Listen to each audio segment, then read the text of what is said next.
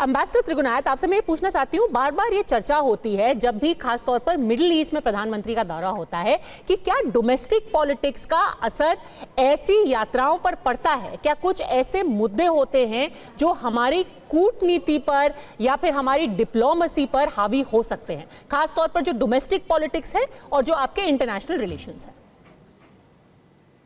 देखिए पद्मजा जी, जो foreign policy होती है वो एक डोमेस्टिक पॉलिसी का ही एक्सटेंशन होता है। इसमें कोई शक की बात नहीं है।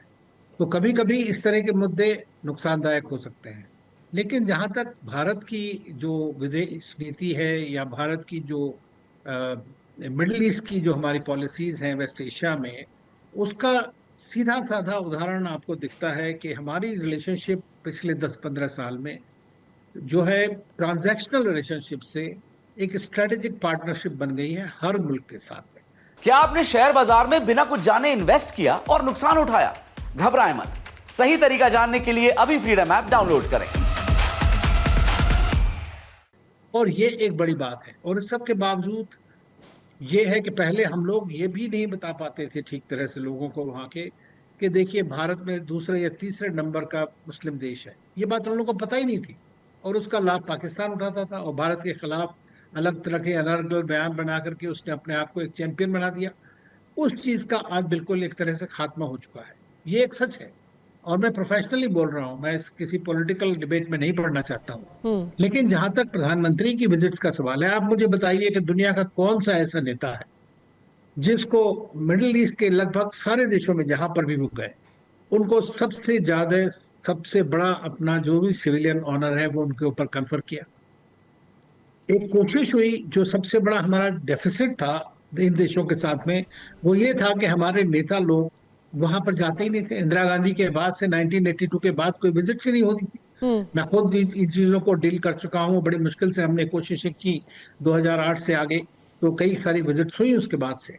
लेकिन मेरा मानना यह है कि हमें रिलेशनशिप जो है हमारे लिए, ये मुल्क जो है बहुत इंपॉर्टेंट मुल्क है, और इनके साथ में हमारी जो स्ट्रेटेजिक पार्टनरशिप है वो सुदृढ़ होती रहनी चाहिए। और मैं समझता हूँ उसमें वो भारत को एक अलग स्थान देते हैं। भारत की स्ट्रेटेजिक ऑटोनॉमी कहिए, हमारी वॉइस ऑफ ग्लोबल साउथ के रूप में कहिए, मेडिकल कोऑपरेशन कहिए, बड़े बड़े initiatives like international solar alliance या कोलिशन डिजास्टर रेजिलियंट इंफ्रास्ट्रक्चर की बात कहें, वो हमारे लिए एनर्जी सिक्योरिटी के लिए इम्पोर्टेंट है, फूड सिक्योरिटी के लिए इम्पोर्टेंट है, फर्टिलाइजर सिक्योरिटी के लिए इम्पोर्टेंट है। ये सारे देश, इनकी सिक्योरिटी स्टेबिलिटी भारत के लिए बहुत अहम है। और इस वक्त जिस तरह से मिडिल ईस्ट के अंदर समस्याएं हो रही हैं, उसके अंदर में इन सब देशों के साथ मिलना बड़ा आवश्यक है। दूसरी चीज, कुवैत इस वक्त जीसीसी गल्फ कोऑपरेशन काउंसिल, जिसमें 6 मुल्क हैं गल्फ के, उसका चेयरमैन है। और भारत अपना इंडिया और जीसीसी कोऑपरेशन को अब बढ़ा रहा है, एक रीजनल अप्रोच अपनाई है हमने, और उसके तहत ये सारे जो है डिस्कशंस और मीटिंग सब हो रही हैं। तो मैं ये समझता हूँ कि हमारे जो इंडियंस वहां पर रहते हैं, 1 मिलियन करीब इंडियंस हैं, सबसे बड़ी कम्युनिटी है वहाँ की, और वो आज से नहीं है, बहुत सालों से है वहां पर। और इंडियंस को वो लोग काफी अच्छी तरह देखते हैं। आपने देखा कि जून में जब वो आग वहां पर हुई थी, तो वहां के खुद सारे मंत्री वहां पर खड़े हुए थे जिस बिल्डिंग में आग लगी थी कुवैत के, और जो जो कुवैती ओनर्स थे उनके खिलाफ इमीडिएट एक्शन लिया गया। ऐसा बड़ा कम होता है। और कुवैत एक ऐसा मुल्क है, भले ही वो डेमोक्रेसी एक ट्रेडिशनल सेंस में ना हो, लेकिन हम उसको वहाँ की नॉइजेस डेमोक्रेसी कहते हैं। वहाँ बड़ी जल्दी जल्दी इस तरह के नेगोशिएशंस होते हैं और सरकारें बदल दी जाती है। तो वहाँ का जो, अगर आप देखेंगी तो बड़ा सब पूरे मिडिल ईस्ट के अंदर सबसे इंटरेस्टिंग जो डेमोक्रेटिक मजलिस और उसका वो डिस्कशंस होते हैं, वो कुवैत के अंदर होते हैं।